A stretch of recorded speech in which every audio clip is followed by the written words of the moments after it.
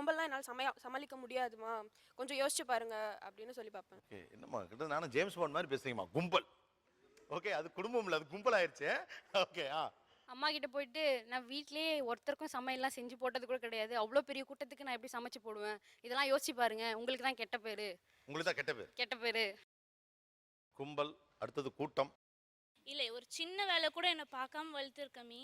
ஆ. இப்போ அங்க போனேன்னா நான் இவ்ளோ வேலை பார்க்கணுமே. ரைட் தான். நீயே நீ யோசிச்சு செல்லமா பாருமி, வளர்த்திருக்க. நான் அவங்க பொண்ணு அவ்வளோ கஷ்டப்படணுமா?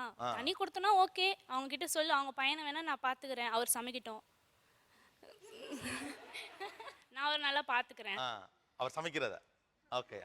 இல்ல இப்போ 2 பேர் இருந்தா 2 தட்டு வரும், 2 கிளாஸ் வரும். மொத்த கும்பல் இருந்தா எவ்வளோ பாத்திரம் நான் கழுவ முடியும்? எவ்வளோ பெரிய கஷ்டம். ஐயோ. அதனால நான் இது ஃபர்ஸ்ட் எல்லாம் சொல்லி முடிச்சேன். ஆனா நீங்க ரொம்ப அழகா பேசுறீங்கம்மா. இவ்ளோ கஷ்டம் அப்படிங்கலே. இல்ல இதெல்லாம் ஆல்ரெடி அவங்க கிட்ட சொல்லியாச்சு அவங்க. எல்லாம் சொல்லிட்டீங்க. பேர் என்ன, உங்க பேர் என்ன? ஆபிதா. ஆபிதா. ஓகே. வேற உங்க அம்மாவிடம் எப்படி சொல்லுவீர்கள்?